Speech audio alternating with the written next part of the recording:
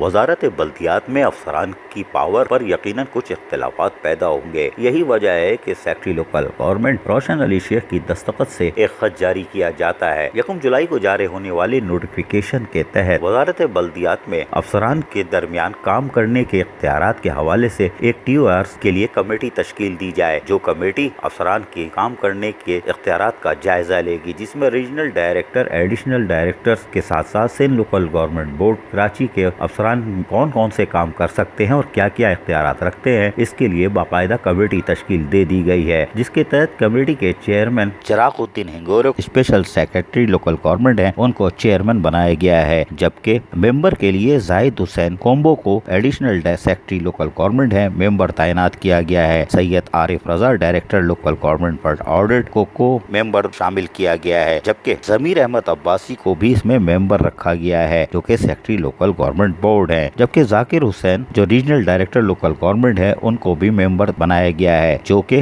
افسران کے اختیارات کے TORs تشکیل دیں گے، جس کے بعد یقیناً کاموں میں آسانی ہوگی۔ لیکن ایسا کیوں ہوا، یہ ابھی سوال باقی ہے۔ عزیز عارف، KBS بلدیاتی نیوز، کراچی۔